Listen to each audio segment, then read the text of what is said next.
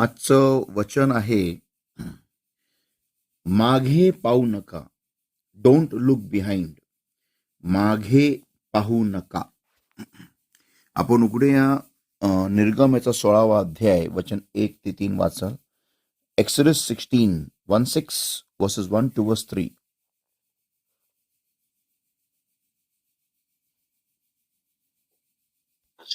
मग ते एलिमाहून प्रवासास निघाले आणि इस्रायलाच्या संतानांची सर्व मंडळी मिसर देशातून निघाल्यापासून दुसऱ्या महिन्याच्या 15व्या दिवशी एलिम व सिनाई यांच्या मध्ये असलेल्या सीन रानात आली आणि रानामध्ये इस्रायलाच्या संतानांचा सारा जमाव मोशे विरुद्ध व अहरोना विरुद्ध कुरकुरला. आणि इस्रायलाची संताने त्यांना म्हणाली, मिसर देशात जेव्हा आम्ही मांसाच्या भांड्याजवळ बसून भरपूर भाकरी खात होतो, तेव्हा यहोवाच्या हातून आम्हाला मरण आले असते तर किती बरे झाले असते. तुम्ही तर या सर्व मंडळीला भुकेने मारावे म्हणून आम्हास या रानात आणले आहे. आमेन. तर इथं आपण पाहतो की आता इस्रायल राष्ट्र काही दिवसांपूर्वीच आपण पाहतो की ते एवढा मोठा महान चमत्कारातून ते बाहेर आलेले आहेत. एवढं महान कार्य त्यांनी देवाचं पाहिलं आणि जेव्हा त्यांना पाणी कडू लागलं, लगेच कुरकुर करायला लागले. आणि आता जेव्हा त्यांना मांसाची भूक लागली, मांस हवंय, मटण, लगेच ते लोक देवाविरुद्ध कुरकुर करायला लागले, कुडायला लागले. आणि लगेच काय म्हणत आहे, परत एकदा पुन्हा एकदा वचन 3 वाच संदीप. वचन 3. आणि इस्रायलाची संताने त्यांना म्हणाली, मिसर देशात जेव्हा आम्ही मांसाच्या भांड्याजवळ बसून भरपूर भाकरी खात होतो, तेव्हा यहोवाच्या हातून आम्हाला मरण आले असते तर किती बरे झाले असते. म्हणजे माझं मागील जीवन, माझं पापमय जीवन, माझं घाणेरडं जीवन हे आजच्या जीवनापेक्षा बरं होतं. हे असं वाक्य आपण कितीदा बोलतो, कितीदा. म्हणजे अक्षरशः थोडंफार काही आपल्या जीवनामध्ये ख्रिस्तात चालताना, देवाची इच्छा पूर्ण करताना काही जरी थोडं वेडवाकडं झालं की यार मी जगात असतो तर बरं झालं असतं, मी जुन्या जीवनात असतो तर बरं झालं असतं, ते तरी बरं होतं, ते पाप तरी बरं होतं, ते चांगलं होतं, पण हे वाईट आहे, ह्याच्यामध्ये माझा नाश झालेला आहे, माझं नुकसान झालेलं आहे, माझं वाटोळं झालेलं आहे. असे अनेक प्रकारचे उद्गार आपण आपल्या मुखातून काढत असतो.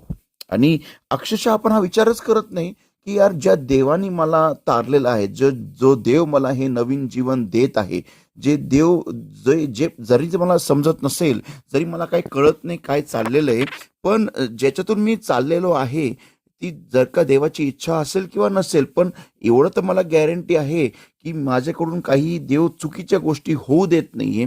देव मला काही वाईटामध्ये घेऊन जात नाहीये. देव मला कुठे वाईट प्रसंगामध्ये पडू देत नाहीये.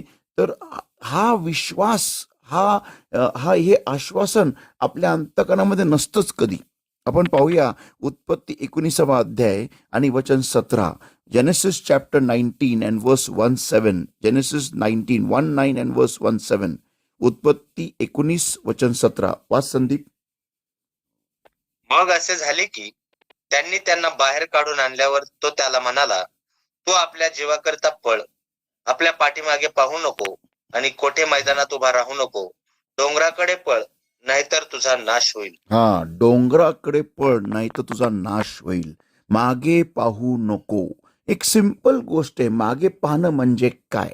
मागे पाहणं म्हणजे की माझं पापमय जीवन, माझं मिस्रातील जीवन हे फार चांगलं होतं आणि जे मी अरण्यात चाललेलो आहे ते घाणेरडं आहे, ते वाईट आहे, त्याचं नुकसान आहे, माझं लाईफ बर्बाद झालेलं आहे. हे उद्गार आपण कितीदा आपल्या मनात काढतो, आपण आपल्या मुखातून बोलत असतो का? कारण थोडंफार काहीतरी वाकडं तिकडं होत असतं. आपण पाहूया झेकरायाचा 4 अध्याय वचन 10. Zechariah chapter 4 and verse 10. Zechariah chapter 4 and verse 10. Zechariah 4:10 वाच.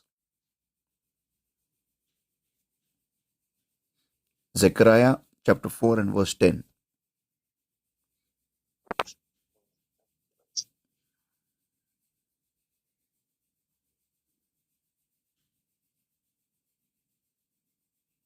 तर लहान गोष्टीच्या दिवसाला कोणी तुच्छ मानले आहे, कारण हे 7 हर्ष करतील.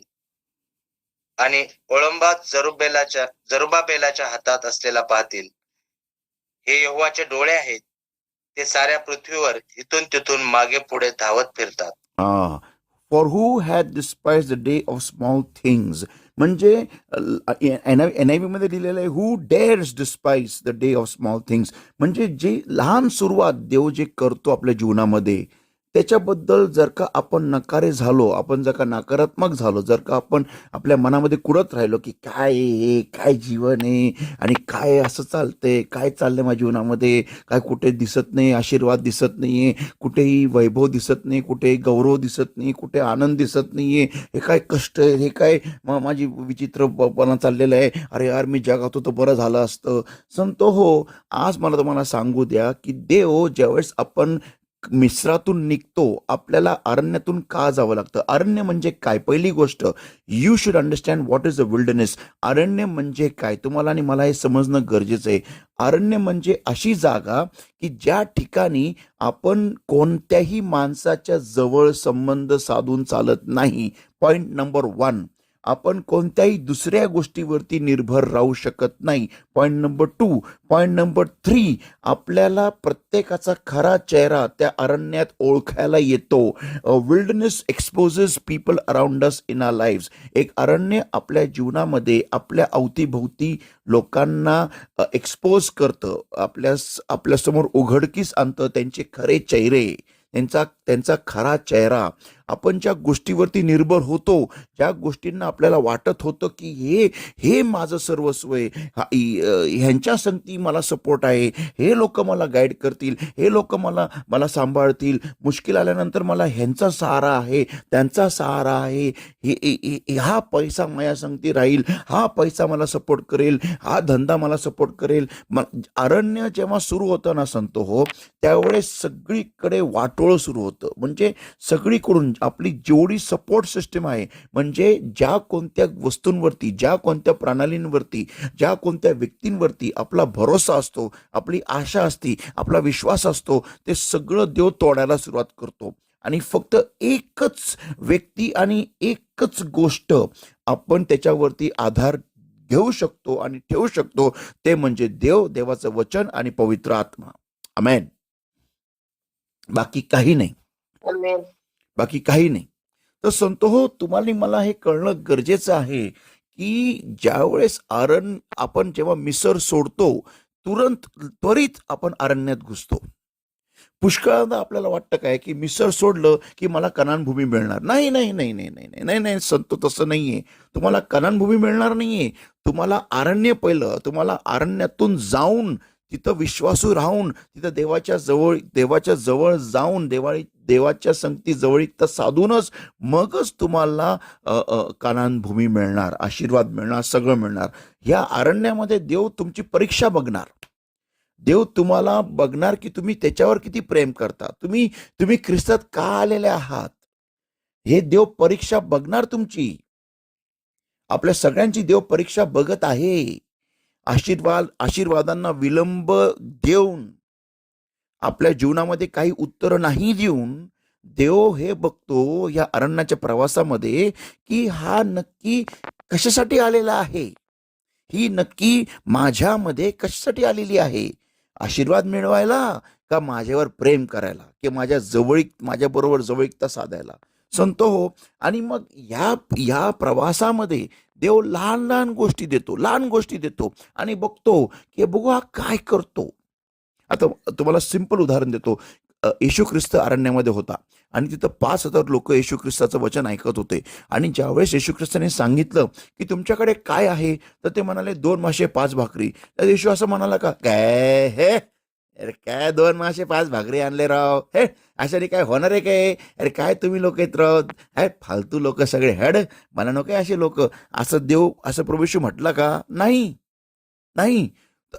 उलट प्रभू येशू ख्रिस्ताने धन्यवाद दिले त्या 2 मासे 5 भाकरीसाठी.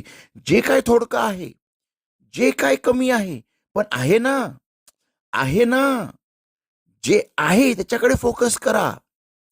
जे आहे, अरे वरती घनमेघ आहे दिवसा, अरण्यामध्ये अख्ख्या सगळीकडे तापमान 50च्या वर आहे, पण इथं 15 डिग्री आणि 10 डिग्री आणि 12 डिग्री आणि 20 डिग्री सेंटीग्रेड आहे. अरे वा! कारण माझ्यावरती घनमेघ आहे दिवसा आणि रात्रीचा अग्नीचा खांब. बाहेर निगेटिव्ह टेम्परेचर आहे, पण अग्नीच्या खांबाच्या अवसभोवती जेवढे लोक बसले त्यांच्या इथं मस्त ऊबदार गरमी आहे. वा! हे हे पहा की यार माझ्या जीवनामध्ये कोणतं अरिष्ट येत नाहीये, मला कोणत्या श्वापात खात नाहीये, मला कुठे कोणत्याही प्रकारे माझं नुकसान होत नाहीये, माझी बर्बादी नाहीये, उलट मला आशीर्वाद आहे. एक कोणता आजार नाही माझ्या शरीरात, काही नाहीये. उलट मला माझे हातपाय चालत आहे, माझी सगळी सिस्टीम, शरीरातली सिस्टीम चालती, माझ्या टायमावरती मला पगार मिळतो, मला माझा उद्योगधंदा चालत आहे, मला रोजची भाकर मिळते. मला मला मला आणखीन काय हवंय? माझ्या लेकरांचं वाटोळं झालेलं नाहीये. माझ्या जीवनामध्ये सगळं काय सुख, समाधान, शांती आहे. देवाने सगळी भरभराट दिलेली आहे. माझा फोकस कशावर पाहिजे? माझा फोकस, माझं लक्ष पाहिजे माझ्या जीवन देवावर, ना की या विधर्मी गोष्टींकडे, ना की या जगातील गोष्टींकडे, की जिथे करून अरे ह्याला हे मिळालं, अरे ते, अरे हे, अरे ते, अरे मला काय. एकदम चुकीचं चालणं आहे हे. हे वचन सांगतं रोमकरास पत्र 1 अध्याय वचन 17 मध्ये की न्यायी तर विश्वासाने जगेल. विश्वासाने जगेल. विश्वास म्हणजे काय की नाही, जरी आज मला काही नाही येणार, नो प्रॉब्लेम, मला विश्वास, एक गॅरंटी आहे की माझे येणारे दिवस अति उत्कृष्टच असणार आहे. ह्याला म्हणतात विश्वासाने जगणं. विश्वासाने जगणं की नाही, अरण्यातून चाललोय ना, नो प्रॉब्लेम, पण चाललोय कुठे? कनान भूमीकडे चाललेलो आहे, दूध आणि मध वाहणाऱ्या देशाकडे चाललेलो आहे. मला विश्वास आहे की देवाने माझ्यासाठी उत्कृष्ट ठेवलेलं आहे. संतो, कधी नका विसरू ज्या पद्धतीमध्ये, हे वाक्य कधी नका विसरू, ज्या पद्धतीमध्ये तुम्ही अरण्यातून प्रवास करता त्याच्यावरती ठरवलं जाणार आहे तुम्हाला आशीर्वाद कसे आणि किती मिळणार. मी परत सांगतो, ज्या पद्धतीमध्ये तुम्ही अरण्यातून प्रवास करता त्याच्यावरून ठरवलं जातं तुम्हाला आशीर्वाद किती आणि कसे मिळणार. हे कधी नका विसरू. म्हणून संत हो, लहान लहान गोष्टींची सुरुवात हिला कधीही तुच्छ मानू नका. कधीही देवाच्या अरण्यातील प्रवासाला श्राप देऊ नका. काय हे छे, काय वाटोळं झालेलं आहे माझं यार, शे यार, जगात होतं बरं होतं राव, हे काय यार, हे मला यार, आम्ही यार मोठ्या मोठ्या मटणाच्या भांड्याच्या बाजूला बसायचो राव. अरे ते तुला मटण खायला का घालायचे दादा? कारण जेणेकरून तुला उद्या सकाळी गुलामगिरी करता येईल त्यांची. इथं तुला ते करावं नाही लागत ना. तू इथं कोणाचा गुलाम नाहीये ना. तुझा उपयोग काहीतरी वाईट करण्यासाठी उपयोग होत नाही ना दादा. बहिणी, ते बघ, ते डोळे उघड, ते बघ, तुला देवानी किती स्वातंत्र्य दिलेलं आहे. तुला फक्त प्रवास पूर्ण करायचा आहे, पण आपलं लक्ष काय? मटण पाहिजे आपलं. अरे मजा आली पाहिजे, मजा, काहीतरी चांगलं मिळायला पाहिजे. मी का आलो मग देवामध्ये? मग कशाला आलो? हं? हं? काय फायदा आहे येऊन? काय फायदा आहे? अरे म्हणजे मित्र विधर्मी लोक त्यांना एवढं धनादन धनादन धनादन मिळतं राव, मला नाही. हं? अरे त्यांच्या जीवनामध्ये किती श्राप आहेत, किती मृत्यू फिरतोय, कधी पण गचकतील, कधीही. कधीही. वचन सांगतं, जो दुष्ट आहे तो आज आहे उद्या नाही, अचानक त्याची जागा गुल, तो संपला. पण आपलं असं नाही कधी होत संतो. कधी आपलं असं होत नाही. आपलं असं कधी होत नाही. आपण पुढे पाहूया. लूक ह्याचा 16वा अध्याय वचन 10. Look chapter 16 and verse 10. Come on. Look 16 वचन 10. वाच संदीप. लूक जो 16. अगदी थोडक्याविषयी विश्वासू आहे, जो अगदी थोडक्याविषयी विश्वासू आहे, तो पुष्कळाविषयी विश्वासू आहे, आणि जो अगदी थोडक्याविषयी अन्यायी, तो पुष्कळाविषयी अन्यायी आहे. हा, थोडक्यात देव कधी पण पहिलं तुम्हाला थोडकं देऊन बघतो. हे कधी नका विसरू. ही देवाची स्टाईल आहे काम करायची. देव तुम्हाला पहिलं थोडकं देऊन बघणार. ऑफिसमध्ये, बिझनेसमध्ये, शाळेमध्ये, कॉलेजमध्ये, जीवनामध्ये तो तुम्हाला येणाऱ्या आशीर्वादाचं थोडं एक झलक देऊन बघणार. तुम्ही काय करता? तुम्ही ते थोडके 2 मासे 5 भाकरी घेता का? त्याच्यावरती धन्यवाद देता का? उपकारस्तुती देता का? त्याच्यावरती काम करता का? मन लावून काम करता का? मडके पाण्याने पूर्णपणे तोंड भरता का? काय करता? येशू ख्रिस्त तुमच्या समोरून चालत जाईल आणि बघेल तुम्ही काय करता. तुमची प्रतिक्रिया काय? अरे कशाला, अरे मी आंधळा असून पण समोरून निघून गेला, थांबला नाही राव. हे याला म्हणतात देव काय? देव असं असतं काय? लगेच शिव्या शाप देवाला. अरे मी आंधळा का तो आंधळा? त्याला कळत नाही काय राव, मी आंधळा आहे. थांबायचं ना समोर आणि मला आरोग्य द्यायचं ना. तो हे बघतो की हा आरोळी मारतो का? माझ्या समोरून जाण्याचा जो त्याला सुघाव किंवा त्याला कळतं की मी समोरून गेलोय, त्याच्याप्रती तो प्रतिक्रिया काय देतो हे देव पाहतो. माझ्या बाजूवाल्या जीवनात चमत्कार झालेला आहे, इकडं झाला तिकडं झाला. अरे म्हणजे माझ्या समोरून देव चाललेला आहे, म्हणजे मला पण चमत्कार मिळणार. तर तो किती मोठ्याने आरोळे मारतो बाळा, हे देव पाहतोय. आपलं उलटच असतं. मला नाही दिलं, तिला दिलं, तिला दिलं, ह्याला दिलं, मला नाही दिलं. काय मी येणारच नाही चर्चला. मला नाही यायचं. हे सोडून दिलं ख्रिस्त. नको आहे मला देव विव काय. हे हे असे इस्रायल राष्ट्र होतं. असं म्हणजे काही झालं, थोडंफार वाकडं तिकडं काय झालं जीवनामध्ये, सुरू बॉम्बलायला, सुरू बॉम्बलायला, सुरू बॉम्बलायला. देवाला असे लोक नाही आवडत, मागे बघणारे. वचन सांगतं पहिले थेसलोनिकन्स पत्रेचा 5 वचन 18 मध्ये, in everything, first Thessalonians 5:18, in everything give thanks, for this is the will of God in Christ Jesus concerning you. Hallelujah. संतो, आजच्या दिवशी आपल्याला हे कळणं गरजेचं आहे. सिंपल गोष्ट आहे की कधी पण आहे ना, मागे बघायचं नाही. मागे कोण बघतं तुम्हाला सांगतो. मागे कोण बघतं? याकोब 1 वचन 6 ते 8, जेम्स 1:1-6-8. याकोब ह्याचं पत्र 1 याकोबाचं पत्र 1 आणि वचन 6 ते 8. जेम्स 1:6-8.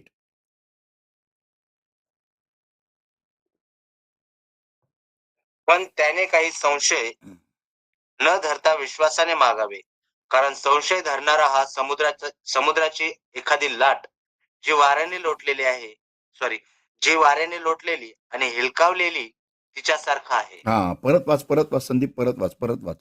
फार सुंदर वचन आहे. पण त्याने काही संशय न धरता विश्वासाने मागावे. आमेन. पुढे. कारण संशय धरणारा हा समुद्राची एखादी लाट जी वाऱ्याने लोटलेली आणि हेलकावलेली तिच्यासारखा आहे. आमेन. पुढे. तर त्या माणसाने आपणाला प्रभूपासून काही मिळेल असे समजू नये. तर त्या माणसानी मला काही प्रभूपासून मिळेल असं मुळीच समजू नये. अशा व्यक्तीला प्रभू काही देणार नाही, काही देणार नाही. हेलखावे खाणार. अरे यार, यार मिसरत होतं बरं होतं राव, जगात होतं बरं होतं राव. यार काय यार, देवामध्ये आलो यार, काय मिळत नाही यार. हे काय आहे, काय फायदा येऊन काय उपयोग झाला, काय याचा उपयोग आहे, कशाला आलो राव. जगात होतं बरं होतं राव, पाप करत होतं बरं होतं राव. हे काय कल्पना करा, जर का तुमचं लग्न अशा एका व्यक्तीवर झालं. अरे कशाला लग्न केलं राव तुझ्याबरोबर, हेडे. अरे काय अर्थ झाला, काय मिळालं आणि काय होणार आहे. तुम्ही अशा व्यक्तीबरोबर संसार कराल का? उत्तर द्यायची गरज नाही. तुम्हाला माहिती उत्तर काय तुमचं. तुम्ही अशा व्यक्तीला एक सेकंड पण घरात ठेवणार नाही, जीवनात ठेवणार नाही. अरे काय भिंत आहे घराची, आणि हे काय छप्पर आहे, अरे काय हे दरवाजा आहे, अरे हे काय आहे, अरे हे काय बाथरूम आहे, अरे हे काय किचन ओटा आहे, अरे हे काय शेगडी आहे, आणि हे काय आहे, अरे हे काय, आणि हे काय खाट आहे, आणि हे काय असे, अरे काय दलिंदर घर आहे, अरे हॅड रे, अरे काय कुटुंब आहे तुझं, हॅड रे, मला नको रे. अशा कुटुंबामध्ये जर का, तुमच्या अशा कुटुंबात जर का एखादा व्यक्ती तुम्ही असा आणला, तर तुम्ही ह्या व्यक्तीला घरात ठेवाल का? हा प्रश्न तुम्ही स्वतः उत्तर तुमच्या जीवनात द्या. जर का तुम्ही अशी मैत्रीण केली किंवा मित्र केला आणि तो तुम्हाला दिवस रात्र, अरे काय तुझ्याकडे येऊन माझं बरबाद झाले, माझं आयुष्य वाटोळं झाले, आणि काय फायदा आहे येऊन, आणि काय आयुष्य, आणि काय आयुष्य, आणि काय, तुम्ही अशा व्यक्तीबरोबर राहाल का? मग तुम्ही हा विचार करा, देव तुमच्याबरोबर का राहील बरं? आणि शेवटचं वचन 8 वाच संदीप, तेच अध्याय वचन 8. तो दुहेरी मनाचा माणूस आपल्या सर्व मार्गात चंचल आहे. आमेन. प्रभू तुम्हाला आशीर्वादित करो. तुम्ही आजच्या दिवसामध्ये उंच भरारी मारो आणि देवाचं गौरव करा. आपण पुन्हा भेटूया उद्या सकाळी बरोबर .6 वाजता. Have a great day. God bless you.